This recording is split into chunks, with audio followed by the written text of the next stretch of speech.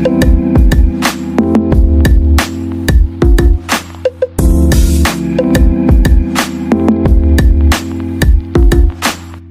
kasih buat Bu Diana yang sudah mengundang saya untuk membagikan kebenaran firman Tuhan pada malam hari ini, dan kita akan dengar firman Tuhan.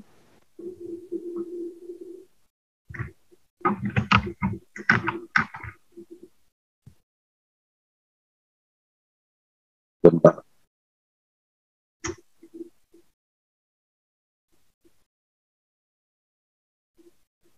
Ya. Semua sudah lihat ya? Ya, siap Pak. Baik, kita akan baca firman Tuhan. Saya akan bacakan buat Bapak Ibu Saudara sekalian. Dan tema kita malam hari ini, Facing Your Giant.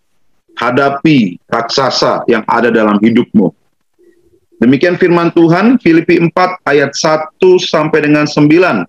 Karena itu, saudara-saudara yang kukasihi dan yang kurindukan, sukacitaku dan mahkotaku, berdirilah juga teguh dalam Tuhan. Hai saudara-saudaraku yang kekasih, Euodia kunasihati dan Sintike kunasihati, supaya sehati sepikir dalam Tuhan. Bahkan kuminta kepadamu juga, Sunsugos, temanku yang setia, tolonglah mereka, karena mereka telah berjuang dengan aku dalam pekabaran Injil, bersama-sama dengan Clemens dan kawan-kawanku sekerja yang lain, yang nama-namanya tercantum dalam kitab kehidupan. Ayat 4, bersukacitalah senantiasa dalam Tuhan. Sekali lagi kukatakan, bersukacitalah. Hendaknya kebaikan hatimu diketahui semua orang, Tuhan sudah dekat. Janganlah hendaknya kamu khawatir tentang apapun juga, tetapi nyatakanlah dalam segala hal keinginanmu kepada Allah dalam doa dan permohonan dengan ucapan syukur. Damai sejahtera Allah yang melampaui segala akal akan memelihara hati dan pikiranmu dalam Kristus Yesus. Jadi akhirnya saudara-saudara, semua yang benar, semua yang mulia, semua yang adil, semua yang suci, semua yang manis, semua yang sedap didengar, semua yang disebut kebajikan dan patut dipuji, pikirkanlah semuanya itu. Dan apa yang telah kamu pelajari, dan apa yang telah kamu terima, dan apa yang telah kamu dengar, dan apa yang telah kamu lihat padaku, lakukanlah itu. Maka Allah sumber damai sejahtera akan menyertai kamu. Firman Tuhan katakan, bersukacitalah senantiasa dalam Tuhan. Sekali lagi katakan, bersukacitalah. Kalau tentang bersukacita, kalau punya duit gampang, betul ya Bapak Ibu ya. Kalau sembako aman di rumah, makan minum aman, lalu untuk bayar ini itu aman, kayaknya kalau ngomongin sukacita itu enak, tenang. Tapi kalau bicara tentang bersukacita dalam keadaan yang mengkhawatirkan, dalam keadaan yang semuanya serba pas. Bahkan di Alkitab pernah diceritakan bahwa ada satu orang janda hamba Tuhan yang semuanya makanannya stoknya habis nih, hari ini habis. Kalau dimasak hari ini, besok mereka nggak makan. Tetapi ini seorang janda ini begitu sungguh luar biasa. Dia mendahului, dia mengutamakan Tuhan dalam hidupnya. Dia memberi yang terbaik. Dan Tuhan tidak pernah tinggal diam buat orang-orang yang memberi dengan hati bersukacita. Bicara tentang sukacita bukan apa yang dari luar mempengaruhi ke dalam, tapi sukacita berbicara tentang apa yang dari dalam hati kita mempengaruhi keadaan yang di luar kita. Sekali lagi saya katakan, bersukacita itu bukan apa yang di luar dalam diri kita mempengaruhi kita. Tidak. Contohnya begini, kalau kita nonton yang lucu-lucu, jadi kita bersukacita. Enggak. Itu hanya sementara. Tapi bersukacita itu asalnya adalah dari hati. Dari dalam diri kita keluar, memancar. sehingga orang-orang yang ada di sekeliling kita, mereka juga boleh merasakan sukacita yang sungguh sangat luar biasa. Jadi dikatakan bersukacitalah dalam Tuhan. Intinya ada di kata terakhir, Tuhan, dalam Tuhan. Jadi bersukacita itu bukan karena harta kita banyak. Bersukacita bukan karena kita mengalami keberhasilan, tidak. Tapi ketika kita menikmati segala sesuatu yang terjadi dalam hidup kita di dalam Tuhan, maka di situ ada sukacita. Kalau duit kita pun banyak, tanpa ada Tuhan di sana, tidak ada sukacita.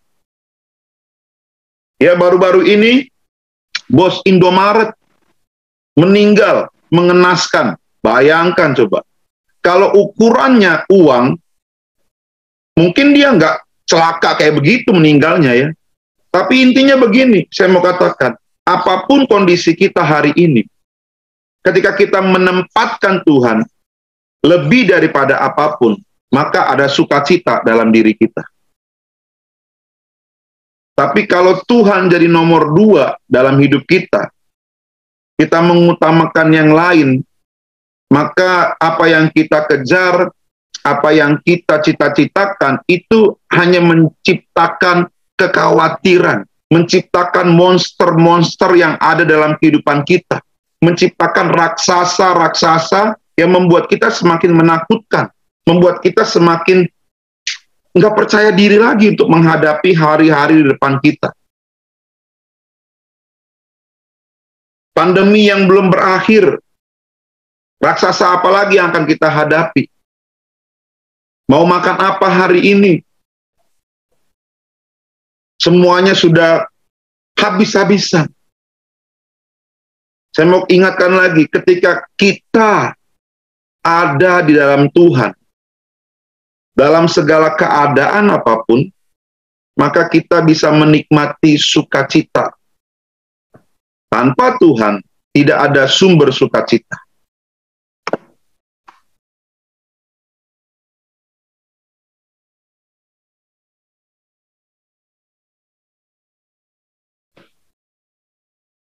Penyebab rasa khawatir manusia, ada 2 hal. Ya, penyebab kenapa manusia punya rasa khawatir.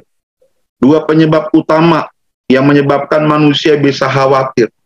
Yang pertama adalah tidak memiliki prioritas yang benar. Ya, tidak memiliki prioritas yang benar. Yang kedua, tidak memiliki gambar diri yang benar. Nah, bicara tentang tidak memiliki prioritas yang benar, ini bicara tentang prioritas adalah bentuk lain daripada tujuan. Saat tujuan seseorang jelas, biasanya kehidupannya tidak mudah untuk dikhawatirkan oleh hal-hal sekelilingnya. Contohnya begini, kalau kita beli barang, ya, terkadang banyak dari kita bingung dalam memilih barang yang mau kita beli. Kita bingungnya kenapa? Antara mau merek dengan fungsi. Karena terkait dengan gengsi, ingin terlihat baik, keren, dan mewah, akhirnya kita prioritasnya berbeda. Akhirnya mengutamakan merek. Padahal dengan memakai ya yang sama, fungsinya sudah dapat. Misalnya sepatu gitu ya. Yang 1 juta dengan harga yang 100.000, fungsinya sama nggak? Sama kan? Tetapi karena prioritas kita sudah berbeda, bukan lagi fungsi yang kita cari di sepatu itu, tapi merek. Karena apa? Supaya menaikkan harga diri kita, supaya menaikkan rasa gengsi kita. Akhirnya kita khawatir munculnya. Kayak handphone. Ya, kalau bukan Oppo, kalau bukan Samsung, kayaknya nggak bagus gitu ya. Di luar itu nggak bagus. Kalau nggak punya iPhone, kayaknya nggak keren. Tapi iPhone yang harga 13 juta dengan handphone kita yang harganya 1.300.000, sama nggak fungsinya? Sama. Tapi balik lagi, karena prioritasnya sudah berbeda, kita lebih mengutamakan merek, kita lebih mengutamakan gengsi, akhirnya muncul rasa khawatir. muncul raksasa yang namanya khawatir, muncul yang namanya raksasa yang namanya ketakutan, muncul namanya raksasa yang namanya rasa malu, rasa gengsi. Banyak tuh begitu. Bukan lagi fungsi yang dicari. Kayak baju. Baju ada harga yang 500.000, ada juga harga yang 35.000. Tapi fungsinya sama. Ya supaya menaikkan gengsi, ya dibelilah yang mahal. Besok nggak makan. Ya besok anak-anak nggak ada buat sarapan. Habis. Nah, prioritas-prioritas yang tidak benar ini, prioritas-prioritas yang salah ini dalam hidup kita, yang seringkali memunculkan raksasa itu dalam diri kita. Apa raksasanya? Ya ini, ketakutan. Raksasanya apa? Rasa khawatir. Kita tuh lebih mementingkan gengsi, lebih mementingkan biar dilihat orang tuh lebih hebat daripada orang lain. Apa-apa pengen lebih daripada orang lain. Itu dia. Prioritas yang tidak benar membuat kita jadi khawatir dalam hidup. Apalagi prioritas yang membuat kita jadi timbul kekhawatiran. Kayak contohnya nih, anak-anak di sekolah. Orang tua ya. Orang tua yang malah sering berkompetisi daripada anaknya. Anaknya diikutin dalam sekolah sepak bola. Anaknya mah aman-aman aja. Yang nggak bikin aman itu orang tuanya. Semuanya orang tuanya gerasak rusuk. Nyogok pelatihnya supaya anaknya jadi pemain yang top. Supaya anaknya main. Supaya anaknya diperhatikan. Di sekolah juga begitu. Supaya anaknya lebih unggul dari yang lain. Pokoknya harus bagaimana caranya. Ah, ini prioritas-prioritas yang tidak benar. Berdampaknya banyak. Kenapa pengen begitu orang tua? Bukan karena pengen anaknya berprestasi, enggak. Tapi lebih banyak karena gengsi. Malu. Malu anaknya, ranking berapa Bu anaknya? 10. Malu. Kuliah di mana anaknya Bu? Ah, di kuliah swasta. Emang ada salahnya? Kenapa harus malu anak kuliah di swasta yang nggak ternama? Yang penting dia nggak bikin hal-hal yang mengkhawatirkan diri orang tua. Banyak orang tua yang memaksakan anaknya harus kuliah di tempat yang bonafit. Tapi akhirnya anaknya nggak mampu. Dipaksakan bagaimana caranya. Banyak orang tua juga yang akhirnya nyogok sana-sini supaya anaknya masuk PNS. Nah ini prioritas yang nggak benar. Kalau kita sebagai orang tua membuat anak kita seperti ini, kasihan anak-anak kita nantinya. Yang kita pentingkan adalah diri kita akhirnya, gengsi, malu dengan orang tua yang lain, malu dalam komunitas, malu dalam keluarga. Kalau anaknya kuliah nggak bonafit, enggak. Tempat kuliah tidak menentukan masa depan. Yang menentukan masa depan adalah hidup yang benar dalam Tuhan. Itu yang pertama. Ya, 2 alasan utama kenapa manusia jadi sering khawatir, tidak memiliki prioritas yang benar. Yang kedua, ini bicara tentang tidak memiliki gambar diri yang benar. Gambar diri adalah pemahaman seseorang mengenai siapa dirinya dan harus menjadi apa atau bagaimana dirinya tersebut. Gambar diri ini berbicara tentang masa kini dan masa depan. Kalau kita sebagai anak-anak pada waktu itu, kita dididik oleh orang tua kita. Nah, mungkin kita didikannya keras, ada yang salah. Ketika orang tua marahin kita, seluruh kebun binatang, ya nyampe sama kita. Bahkan sampai goblok, bodoh gitu kan. Dan seringkali itu berulang-ulang. Sehingga hal ini bisa merusak gambar diri kita. Lalu di lingkungan sekolah, di lingkungan pertemanan kita, seringkali kita kalau bahasa kerennya sekarang membuli teman-teman kita dulu, atau kita sering jadi korban bully. Lo tuh nggak bisa apa-apa, olahraga aja nggak bisa, matematika nggak bisa, lo itu masa depan suram, udahlah nggak bisa apa-apa. Mau ngapain lagi latihan ini itu, ingat umur, udahlah cukup, nggak usah sok-sokan, ya.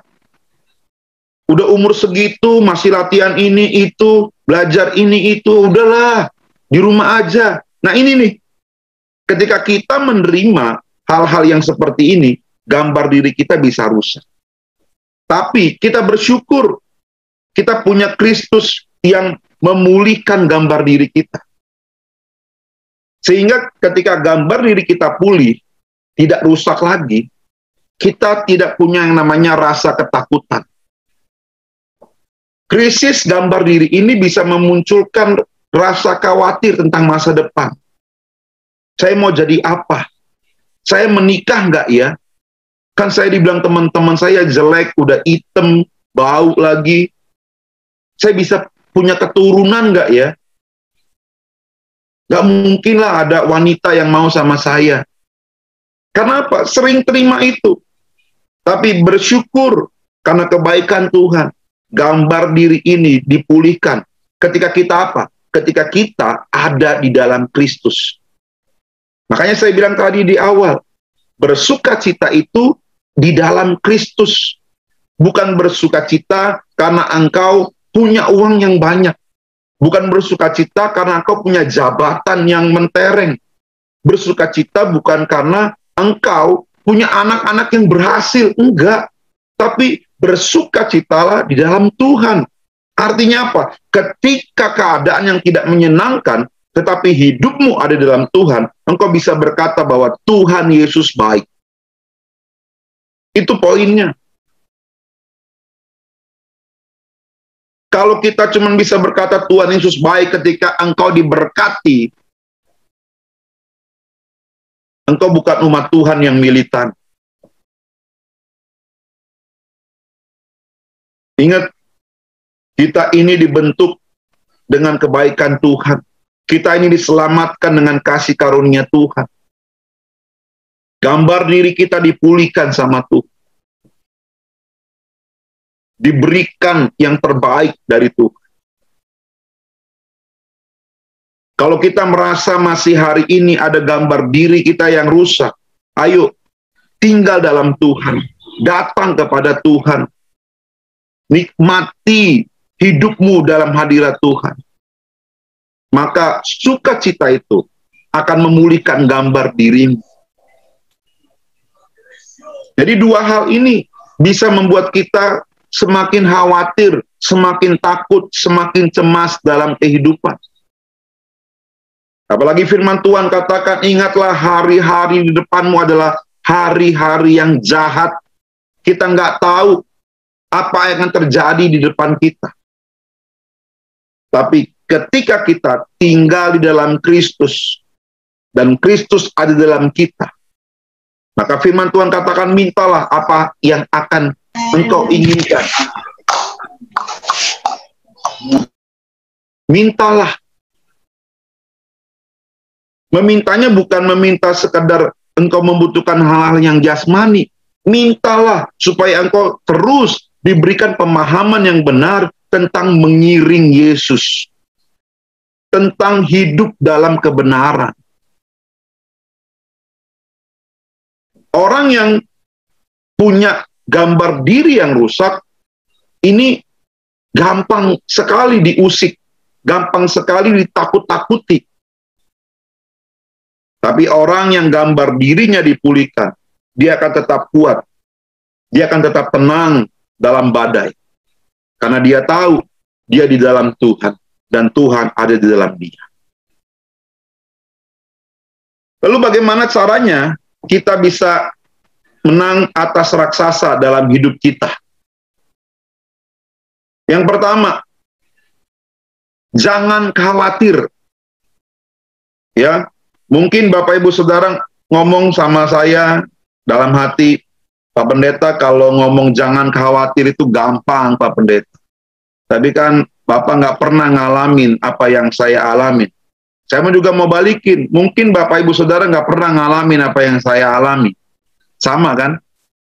Jadi masing-masing begini, masing-masing kita punya ceritanya sendiri. Tapi Tuhan katakan jangan khawatir, jangan takut, jangan cemas. Ingat, kekhawatiran tidak dapat mengubah apapun juga. Seberapa cemas diri kita, seberapa takutnya diri kita, itu tidak akan pernah mengubah masa depanmu. Tidak akan pernah mengubah keadaan yang kau alami hari ini. Nah, ini perlu diingat. Kekhawatiran adalah respon dari hasil pembelajaran. Kenapa kita bisa khawatir? Karena kita seringkali dulu waktu kita kecil, ngelihat mama kita, ngelihat ibu kita khawatir. Ini hasil pembelajaran. Jadi, kekhawatiran itu kayak penyakit yang menular. Kalau dalam satu rumah tangga, ada yang khawatir, itu menular. Itu bisa mencekram seluruh rumah tangga. Kalau ibu sudah khawatir, lalu ayah juga khawatir, akhirnya yang terjadi kekalutan dalam rumah tangga. Nggak bisa berpikir dengan tenang. Anak-anak akhirnya juga khawatir, responnya nggak baik dengan teman-temannya. Perlu diingat, kekhawatiran ini adalah hasil dari pembelajaran. Ketika kita melihat di sekeliling kita ada orang yang khawatir, kita juga pasti khawatir. Ini menular dengan cepat. Nah, karena kekhawatiran ini adalah pembelajaran atau respon dari orang yang kita lihat khawatir, maka kita bisa juga untuk tidak khawatir. Caranya gimana? Ya lihat, orang-orang yang tetap tegar, tetap kuat menghadapi tantangan, dan kita bisa juga lakukan itu. Kita juga jadi orang yang kuat, orang yang mampu mengatasi segala sesuatu, yang bisa jadi orang yang memberikan dampak yang baik buat orang lain. Kalau kita tetap tinggal dalam Tuhan, yang dalam tubuh kita, dalam diri kita, dalam hati kita, dalam pikiran kita, keluarnya itu damai sejahtera. Jadi ketika orang-orang yang di sekitar kita, mereka juga menikmati damai sejahtera itu. Kalau kita lebih sering khawatir, lebih sering cemas, lebih sering ngedumel, apa-apa ngedumel, ngerjain ini itu ngedumel, ya sekeliling kita juga jadinya nggak baik. Tapi kalau kita ngerjainnya dengan sukacita, ya kan, sambil nyanyi, aku diberkati, sepanjang hidupku diberkati, bila bangun pagi hari, siang berganti malam, aku diberkati, sambil nyapu, tetangga sebelah kiri, tetangga sebelah kanan lagi ketakutan, tapi dengar lagu itu mereka dengar, wih, kayaknya ibu ini sukacita terus tiap pagi, kayak nggak ada beban. Ya, jadi kita memberikan dampak yang baik buat orang lain. Jangan tetangga kita udah khawatir, udah cemas, kita di rumah juga ngedumel. Anak-anak dibangunin dengan cara ngedumel, dimarah-marahin, ya kan?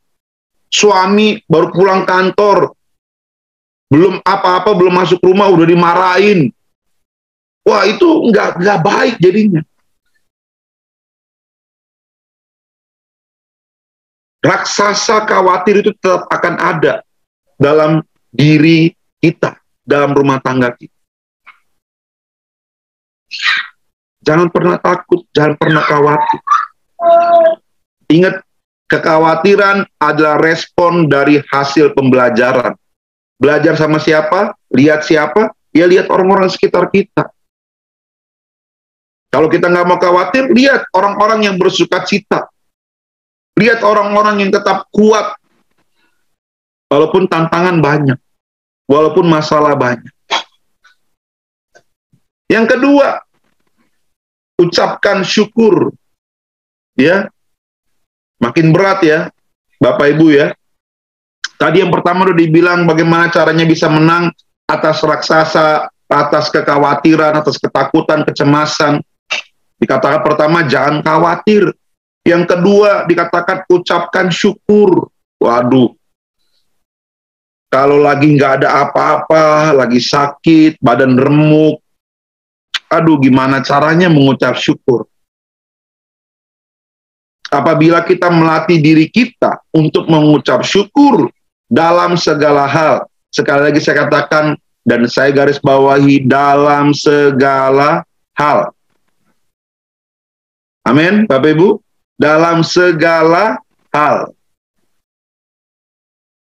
Dalam keadaan sakit, dalam keadaan disakiti, dalam keadaan dikecewakan, dalam keadaan yang besok makan atau enggak.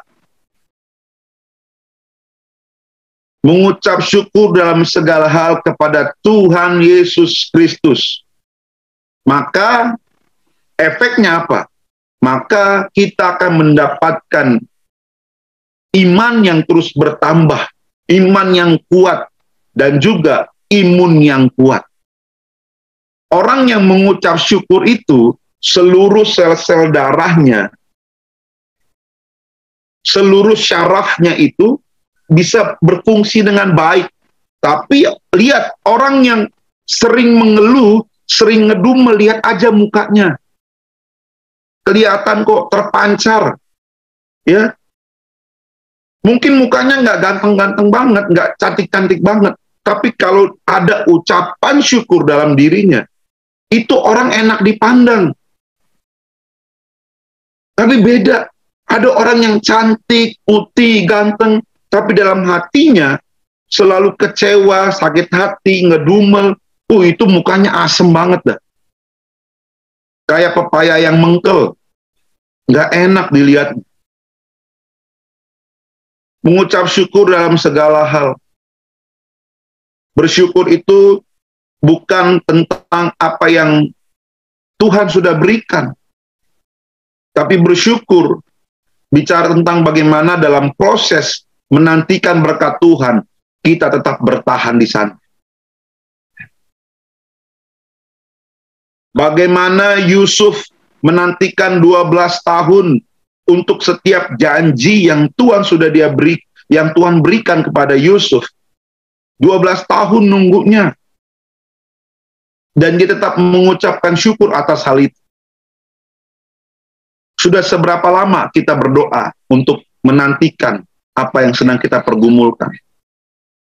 1 hari, 2 hari, lalu seminggu dan berhenti? Enggak. Tapi mengucap syukur bicara tentang bagaimana kita bisa bertahan di dalam proses, di dalam menantikan berkat-berkat Tuhan dalam hidup kita. Kalau kita cuma mengucap syukur atas berkat Tuhan yang baik saja, kita itu manusia yang jahat. Ya, kita itu manusia yang jahat. Kalau cuma bisa berkata bahwa Tuhan Yesus baik ketika engkau diberkati. Tapi bisa enggak ketika kita mengalami kedukaan, kita masih bisa berkata Tuhan Yesus itu baik. Mengucap syukur, firman Tuhan katakan, dalam segala hal, dalam segala keadaan, dalam segala situasi hidupmu. Mengucap syukur, hal yang gampang untuk dikatakan, tetapi hal yang mudah untuk kita dengan tunduk dan taat, maka kita bisa lakukan. Kalau dengan tidak tunduk dan taat, maka tidak ada yang namanya ucapan syukur. Jadi tunduk dan taat kepada firman Tuhan, maka kita akan menikmati ucapan syukur itu dalam kehidupan kita. Yang selanjutnya, berdoalah. Ya, berdoalah. Ketika engkau mengalami ketakutan, berdoalah. Jangan cerita sana-sini. Jangan menggerutu ke rumah orang lain.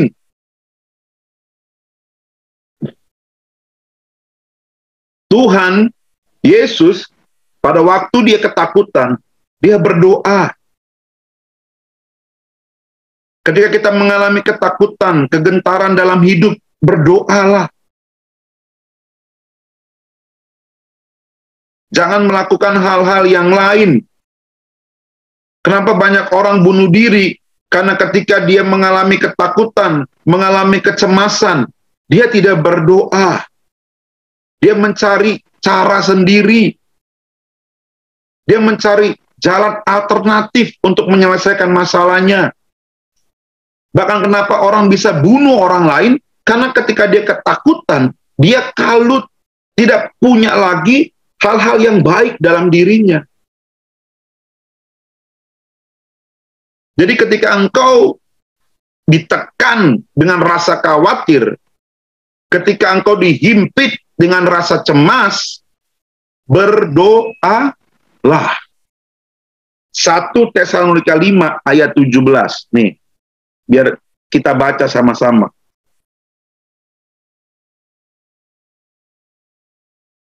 Satu Tesalonika 5 ayat 17. Singkat saja firman Tuhan. Tetaplah berdoa. Berdoa artinya tetap tinggal di hadapan Bapa. Senantiasa berseru, mendambakan kasih karunia dan berkat-Nya. Kata tetaplah tidak berarti terus-menerus mengucapkan doa yang formal. Tapi pengertiannya begini. Sebaliknya, yang dimaksudkan dengan tetaplah ialah berulang-ulang menaikkan bermacam-macam doa pada segala kesempatan sepanjang hari. Jadi dari engkau bangun tidur sampai engkau kembali tidur lagi di malam hari, tetaplah berdoa. Supaya apa? Supaya engkau punya solusi yang terbaik. Supaya apa? Supaya engkau punya cara berpikir yang sehat. Supaya apa? Supaya engkau tidak gampang emosi di jalan. Supaya apa? Supaya engkau tidak punya pikiran yang negatif dengan suamimu, dengan istrimu, dengan anak-anakmu, dengan tetanggamu, dengan pendetamu, dengan gembalamu. Berdoalah. Sehingga ketika kita mengalami ketakutan, kita masuk dalam kamar, kita berdoa, kita menghampiri kebaikan Tuhan, meminta pertolongan Tuhan, meminta kasih karunia Tuhan, untuk terus memimpin kita, sehingga kita tetap kuat dalam segala hal. Tetaplah berdoa. Jangan pernah berhenti untuk berdoa. Kalau kita sering dengar orait labora, berdoa sambil bekerja. Tapi mau saya sampaikan versi yang panjang menurut saya. Orait labora itu begini. Doakanlah dengan sungguh apa yang akan engkau kerjakan, lalu kerjakan dengan kesungguhan apa yang sudah engkau doakan. Itu orait labora. Berdoalah dengan sungguh untuk apa yang akan engkau kerjakan. Kemudian kerjakan dengan sungguh apa yang sudah engkau doakan. Maka ada berkat Tuhan, ada kasih karunia Tuhan atas apa yang kita kerjakan.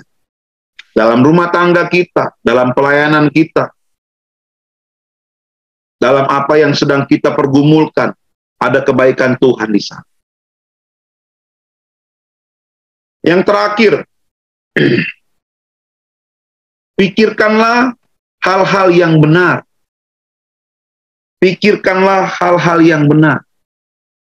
Tadi dikatakan firman Tuhan dalam Filipi 4 tadi.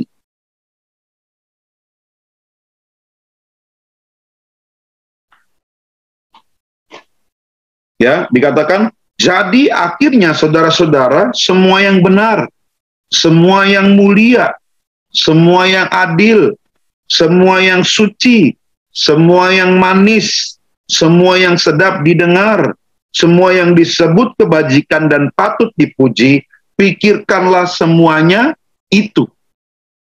Filipi 4 ayat 8. Kalau kita ingin menang atas rasa khawatir, atas rasa ketakutan, atas cemas dalam hidup kita, kita harus memikirkan hal-hal yang benar, memikirkan tentang apa yang Tuhan sudah perbuat dalam hidup kita. Kita harus mengubah cara berpikir kita. Kenapa ada yang namanya ketopong keselamatan? Ya, kita itu harus pakai. Karena peperangan paling keras ada di sini. Peperangan rohani paling keras ada di pikiran. Ketika pikiranmu sudah kacau, ketika pikiranmu kalut, engkau galau, engkau gelisah. Nah, di pikiran. Dan ketika kita kalah di sini, maka seluruh tubuh kita akan kalah juga. Akhirnya apa? Ya bunuh diri. Kalau nggak bunuh diri, ya ngebunuh orang. Itu dampaknya. Kalau kita tidak memikirkan hal-hal yang benar, apalagi di masa-masa yang begini, butuh bayar ini itu, nggak tahu lagi harus kemana. Hal yang paling gampang apa? Ngerampok, ngebegal. Tapi kalau kita, pikiran kita diisi dengan hal-hal yang benar, diisi dengan hal-hal yang suci, yang kudus, yang mulia, yang manis, itu asalnya dari mana? Baca firman Tuhan. Isi pikiranmu dengan kebenaran firman Tuhan. Kalau pikiran kita satu hari ini diisi dengan berita-berita yang menakutkan, diisi dengan berita-berita hoax, diisi dengan berita-berita yang membenci satu sosok, satu pribadi, ya itu terus. Tapi kalau kita isi dengan kebenaran firman Tuhan, kita isi dengan apa yang Tuhan katakan, semua yang benar, semua yang mulia, semua yang adil. Ini kan bicara tentang firman Tuhan. Bicara tentang apa yang Tuhan sampaikan sama kita. Cara kita berpikir akan menentukan perasaan kita, dan perasaan akan menentukan tindakan kita. Semuanya dari sini. Ketika engkau berkomunitas, bersosialisasi dengan orang lain, ketika otakmu udah nggak bener, yang keluar juga nggak bener. Tapi ketika pikiran kita diisi dengan semua yang benar, semua yang manis, semua yang adil, kita bisa mengeluarkan tindakan dan cara bersosialisasi dengan benar. Melakukan hal-hal yang benar. Kita bisa merdeka dari rasa khawatir. Kita bisa menang dari raksasa yang membuat kita takut dalam hidup kita. Apa yang menjadi ketakutan kita hari-hari ini? Mari lakukan keempat hal ini. Maka saya percaya kita bisa jadi orang yang diberkati. Kita bisa jadi orang yang bisa menikmati kebaikan Tuhan. Dan bahkan kita bisa jadi sumber berkat di mana kita berada. Demikian firman Tuhan. Biar kita semua diberkati oleh kebenaran firman Tuhan. Dan kita semakin terus bertumbuh dalam kebenaran firman Tuhan. Tuhan Yesus memberkati.